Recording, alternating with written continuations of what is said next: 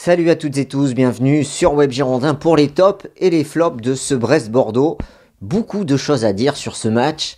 Un match nul, un partout qui sonne comme une défaite pour les Girondins qui avaient le match en main jusqu'à la 80e minute de jeu et le but contre son camp de Loris Benito.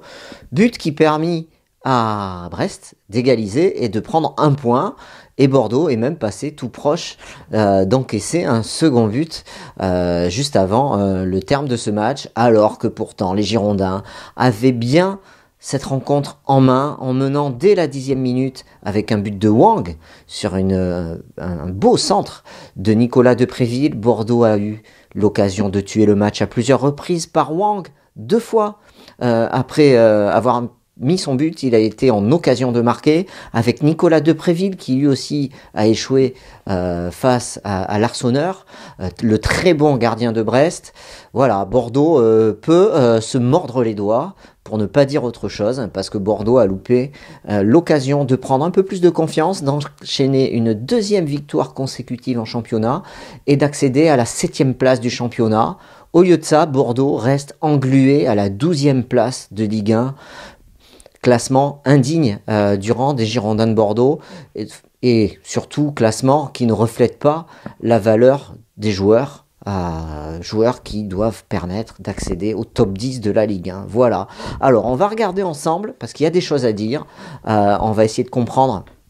Je ne dis pas détenir la vérité, mais on va essayer de comprendre pourquoi Bordeaux n'a pas pu s'imposer avec les tops et les flops. Alors, la composition d'équipe de Paulo Sousa. Déjà, Paulo Sousa, il a innové une nouvelle fois dans sa composition d'équipe avec un axe central inédit dans ce dispositif tactique. Donc, Costil dans les buts, capitaine. Pablo Benito en axe central. Benito axe gauche, Pablo axe droit. Kouateng latéral droit, Youssouf Sabaly latéral gauche.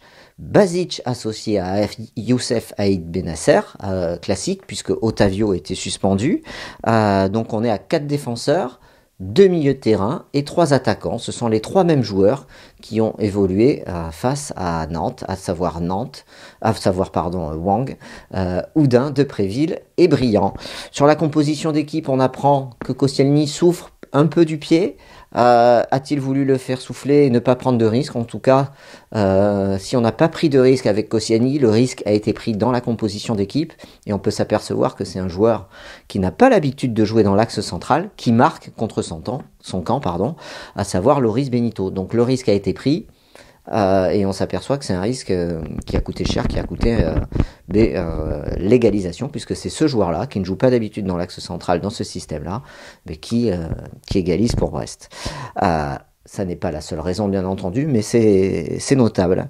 Au niveau du coaching, on peut considérer qu'à la 60e minute, il y a eu un basculement. Et alors j'ai noté, alors que Bordeaux avait la maîtrise du jeu, même si Bordeaux concédait des occasions, mais il maîtrisait quand même cette équipe brestoise.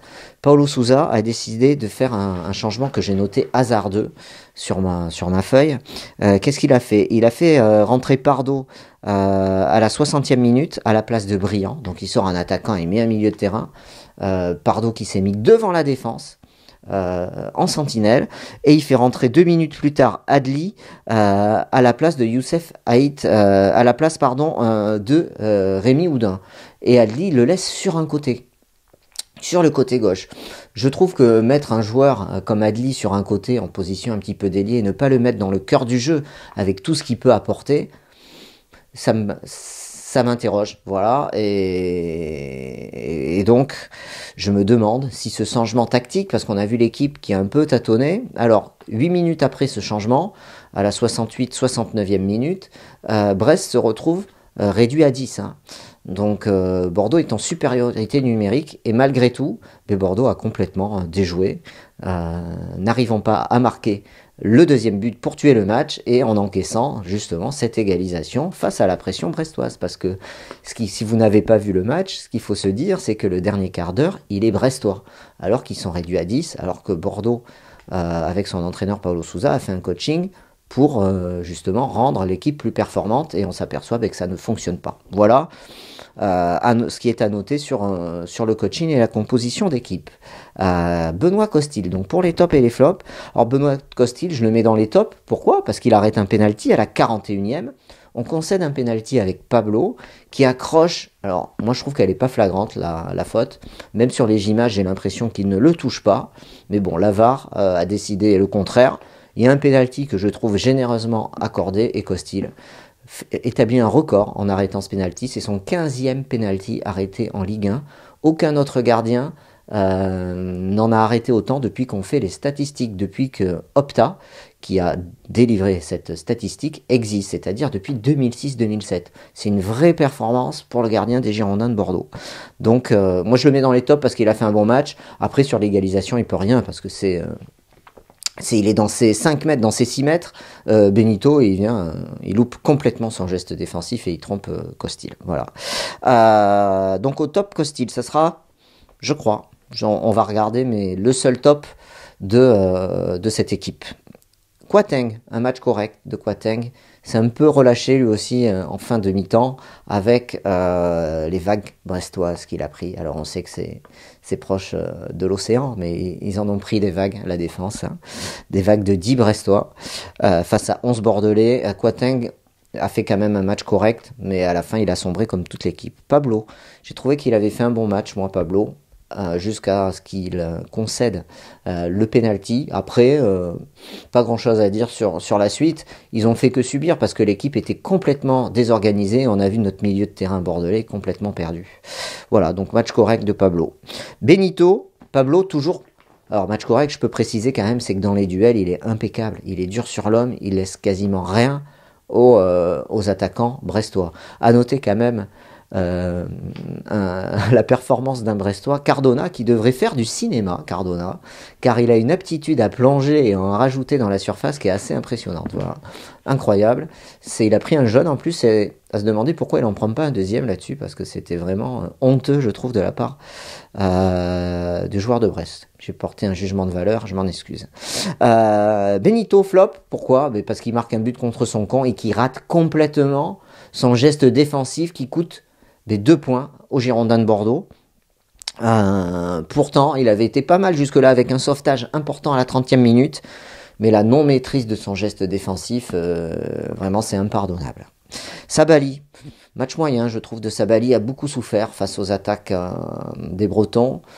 Il s'est battu, mais je trouve que bon, il n'a pas mis forcément beaucoup de détermination lui aussi dans ce dernier quart d'heure. Thomas Basic, alors notre milieu de terrain, je pense que c'est le cœur du problème sur ce match. C'est notre manque de maîtrise au milieu de terrain. On s'est fait bouger énormément par cette équipe brestoise et on a eu très peu la maîtrise du ballon au milieu et le contrôle du ballon.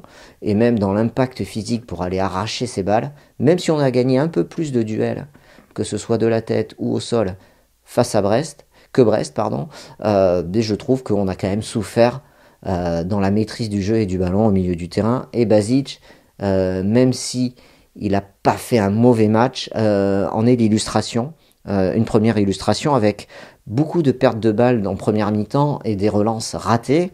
Après, il a beaucoup balancé aussi, avec 0 prise de risque pour éloigner le danger, ce qui fait qu'on n'a pas eu un jeu construit. On rendait d'ailleurs souvent la balle à Brest. D'ailleurs, on voit dans les chiffres de possession que le jeu de Bordeaux a beaucoup changé. On avait avant une équipe de Bordeaux avec beaucoup de possession, et là c'est du 50-50 quasiment sur ce match.